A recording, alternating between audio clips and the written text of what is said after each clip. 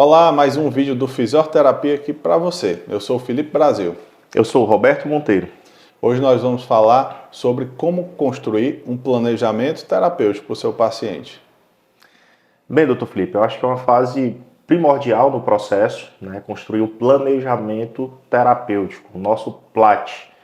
Nós entendemos a necessidade do paciente, utilizamos as melhores técnicas para cada fase de tratamento, sempre estando próximo da ciência, adquirindo sempre uma conduta com a nossa experiência clínica. Então, uma fase muito importante, onde muitas vezes recebemos esse paciente sempre com um diagnóstico ou com a quantidade de sessões de fisioterapia, e a partir daí a gente precisa informar para o paciente que ele precisa de algo individualizado, ele precisa de um planejamento, como eu falei anteriormente. Então, sempre temos essa dificuldade e é uma das fases mais importantes. Você, doutor Felipe, quando recebe esse paciente, qual é o momento mais importante dessa avaliação? Pronto, para a gente construir um planejamento terapêutico, primeiro a gente tem que entender profundamente qual é o problema do paciente. Então, quando a gente consegue ouvir, um dos principais problemas é o médico conseguir ouvir o paciente. Infelizmente, muitos são atendidos em ambiente de urgência ou então em consultórios lotados e você não tem disponibilidade para estar escutando aquele paciente. Só na anamnese você já tem 90% de chance de acertar o diagnóstico, o problema daquele paciente. Muita coisa você vai pegar apenas pela história clínica. Quando a gente vai examinar esse paciente, aquilo é para corroborar com o que a gente está pensando. E o exame de imagem, poucas vezes é necessário. Quando a gente está começando, início de carreira, a gente tem o hábito de estar sempre pedindo muitos exames, solicitando ressonância, solicitando radiografia para tudo. E com o tempo a gente vai começando a ver que a gente consegue trabalhar sem tantos exames complementares. Claro que para alguns casos o exame é fundamental, mas quando a gente faz esse diagnóstico já aqui na nossa mente, fica muito mais fácil o seguimento.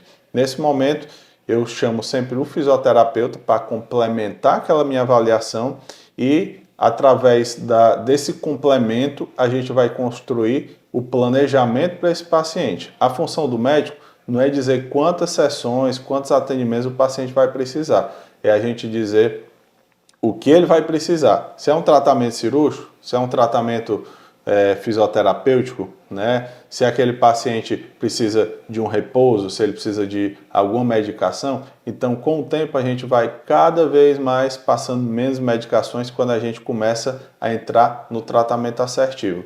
Hoje eu posso dizer que eu passo pouquíssimos exames e pouquíssima medicação para os pacientes, porque a gente tem sempre à nossa disposição um fisioterapeuta bem capacitado para fazer aquele planejamento. Nesse momento que eu passo a bola para você, o que é que você espera de ferramentas que eu vou lhe dar para você conseguir bolar esse planejamento? Perfeito, doutor Felipe. É de grande valia, né, no método fisioterapia ter essa proximidade, no caso do ortopedista, onde a gente recebe todas as informações clínicas, né, todos os déficits estruturais que o paciente tem, toda a história clínica do paciente, que acima de tudo nós precisamos ser clínicos, para que nós podemos unir essas ferramentas, né? Ferramentas que são imprescindíveis no primeiro momento da avaliação. Então, quando recebemos esse diagnóstico, nós utilizamos testes cinéticos funcionais. Esses testes vão demonstrar muitas vezes características de pacientes, características funcionais desses pacientes, onde vai municiar o fisioterapeuta de terapêuticas, de ferramentas que nós podemos utilizar em cada fase de tratamento. Então, aqui no método fisioterapia, nós distribuímos esse método através de fases, né? Uma fase 1, uma fase 2 e uma fase 3, até ele atingir todos os critérios para que ele tenha uma alta. Então, quando nós levamos essa informação para o colega médico ortopedista, a tomada de decisão ela fica bem mais fácil, o paciente ele se sente bem mais acolhido e é isso que a gente preza sempre para que nós possamos ter satisfação mútua. Perfeito. Muitas vezes o paciente ele quer que a gente peça exames para definir aquela conduta do paciente.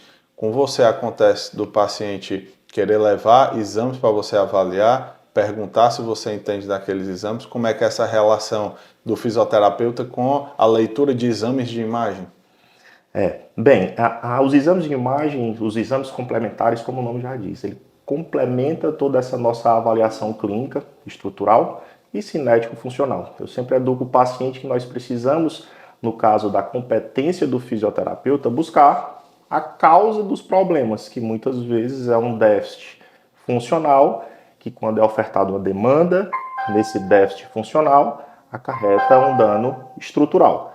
Então, quando nós conseguimos mostrar para o paciente, informar para o paciente todo esse processo, ele, nesse entendimento, ele começa a se identificar e a tomada de decisão, o gatilho do compromisso que eu sempre falo que nós precisamos ter entre o paciente e o profissional, sempre é bem mais criterioso e bem mais satisfatório.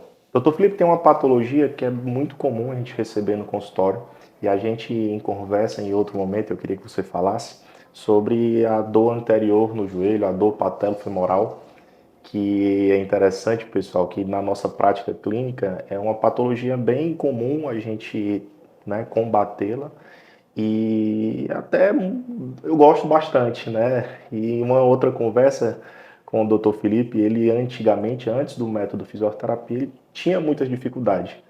Dr. Felipe, o que é que você fala sobre o manejo da dor patelofemoral antes do método fisioterapia? A dor patelofemoral ela é muito desafiadora para nós ortopedistas, porque é uma paciente geralmente feminina e jovem.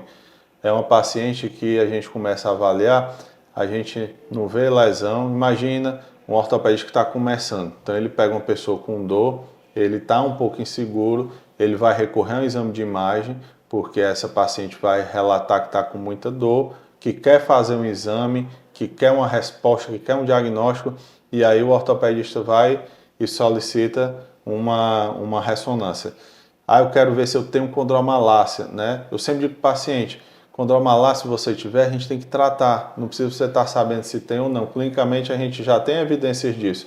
Então, o ortopedista que está no início de carreira, ele fica, vamos dizer, mais suscetível a esse tipo de paciente, ao paciente exigir que ele faça um exame. E o grande problema é, tudo bem, a gente faz o exame, mas aí vem condromalácia grau 1, ou então vem normal, dizendo que tem no máximo uma sobrecarga do mecanismo extensor. A gente fica muito limitado no tratamento. A gente vai usar só um anti-inflamatório, possivelmente vai prescrever sessões de fisioterapia, que pelo convênio é a cada 10, né? Então, a cada 10 esse paciente tem que ficar indo lá renovar, né, com a gente. E a gente não consegue conduzir esse tipo de paciente. É um paciente que eu sei que não vai melhorar. Eu solicitava a fisioterapia, solicitava realmente que tomasse a medicação, a melhora era parcial, era uma melhora pobre, e essa paciente vai vir depois bater na porta do seu consultório, ela vai ocupar muitas vezes o lugar de um paciente que está com uma lesão mais grave. A gente acaba achando que a lesão dela não justifica aquilo tudo que ela está sentindo. Só que a gente sabe que a dor patelofemoral ela tem causas mecânicas, e mesmo sem você ter uma lesão grande, uma lesão anatômica, aquele paciente também está sofrendo.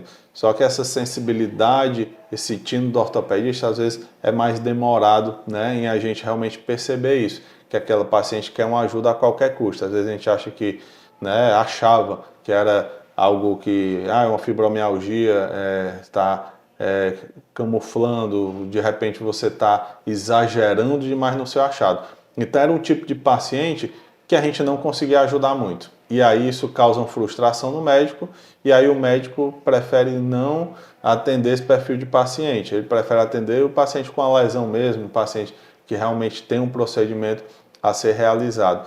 E depois do método fisioterapia, o que é que eu percebi? Que esse tipo de paciente tem jeito, dá para a gente realmente tratar. Só que não vai ser eu que vou tratar, não. Quem vai tratar é o bom fisioterapeuta, que vai fazer o diagnóstico mecânico, o diagnóstico cinético funcional, e baseado nisso daí, vai realizar o tratamento dessa paciente. E pode ter certeza que essa paciente vai ter uma grande melhora, uma melhora expressiva e que se ela fizer mais ou menos tudo que é preconizado, ela vai ter um alívio, né, por um tempo muito mais duradouro e quem sabe até não ter novas crises. A grande pergunta que eu faço é qual é a mágica para isso daí, que a gente não consegue fazer essa mágica nós ortopedistas. O que é que vocês fazem lá para avaliar uma paciente dessa? O que é que você primeiro vai olhar numa paciente com esse distúrbio? Perfeito. É uma condição clínica, né, bem nítida, né, a dor patelofemoral, como acomete, já falamos anteriormente, em mulheres jovens, normalmente a subir escadas, a praticar atividades como caminhada, como alguns exercícios de academia específicos. Então, a dor difusa, né, em cada pessoa ela tem uma biomecânica e é isso que a gente avalia. Né? Então, analisa toda a condição funcional, se existe alguma fraqueza, se existe alguma rigidez. E todas essas informações a gente entrega para vocês. Né? Eu até queria também fazer uma pergunta. Né? Quando você recebe um relatório de um diagnóstico cinético funcional, ajuda na sua tomada de decisão? Sim, o diagnóstico cinético funcional, ele vai muitas vezes complementar o nosso raciocínio. Porque, por exemplo, a gente pega um paciente dessa, a gente avalia, faz, né, uma avaliação do paciente da forma estática, a avaliação ortopédica não tem muito dinamismo, então acaba que a gente suspeita que essa paciente tem uma hipotrofia de quadríceps ou tem inibição muscular, ela tem talvez encurtamento de algumas cadeias, mas a gente não tem isso ao certo, a gente imagina que pode ser isso. Inclusive tinha muito paciente na época, antes de eu atender aqui no Instituto Forte com essa metodologia, que eles vinham pedir para eu e para os colegas prescrever realmente o treinamento, né? Nós não somos prescritores de treinamento, isso acontece o tempo inteiro.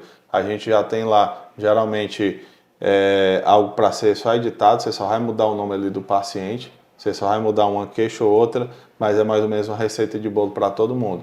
Isso aí é feito até hoje, vários colegas fazem, acham que é um diferencial na consulta, mas eu já fiz muito isso, tá? Já fazia realmente, já tinha tudo lá mais ou menos preparado, mas hoje a gente vê que o tratamento individualizado é o que vai realmente ter mais resultado. Então, quando a gente pega aquele paciente e vê exatamente o que ele tem, né, e o que falta a ele, a gente consegue destrinchar isso de uma forma muito melhor. Inclusive, doutor Felipe, recebi uma paciente, realmente mulher, jovem, praticante de atividade física, ela até pratica em uma academia que tem uma proposta de treinamento inteligente, né, onde ela apresentou realmente dor patelofemoral, essa dor na frente do joelho, uma dor difusa. A gente sabe que uma característica de uma prescrição de atividades, de treinos nessa academia são muitas vezes em exercícios em máquinas, né? Então ele trabalha muito de uma forma isolada, né, os grupos musculares. Ela realmente relatava que tinha bastante força e ela sugeriu que essa dor dela era por excesso. Muitas vezes essa sugestão do paciente é importante, mas precisa sim de uma investigação. Quando fomos fazer toda a análise cinético-funcional, observamos outras características, né, de uma forma bem funcional, logo uma investigação saindo da natureza das atividades físicas que ela fazia na academia e observamos vários critérios. Então, paciente treinada, paciente com rotina de atividades, porém, sempre com treinamento com âmbito estético, com âmbito isolado. Perdeu funcionalidade. Fizemos testes muito simples e ela não tinha força. Então ali foi mais um momento onde nós mostramos para essa paciente das deficiências, construímos um planejamento terapêutico para ela e ela já melhorou sim, atingiu todos os critérios. Então é muito interessante isso, né? Muitas vezes a gente pede para uma paciente como essa repouso. Você está fazendo muito. Então, sem nenhum critério disso, faça menos. Né? Então, observamos nessa paciente um quadro clínico bem específico e cada paciente ele repercute de forma diferente. Né? Então, é um relato de caso bem bacana. Chegou até aqui, gostou desse conteúdo? Então deixe seu comentário, curta e divulgue com os amigos, né, da sua especialidade. Se você quiser aprender mais, acompanhar mais sobre a metodologia de fisioterapia, continue aqui com a gente. A gente se vê na próxima. Um abraço. Um abraço.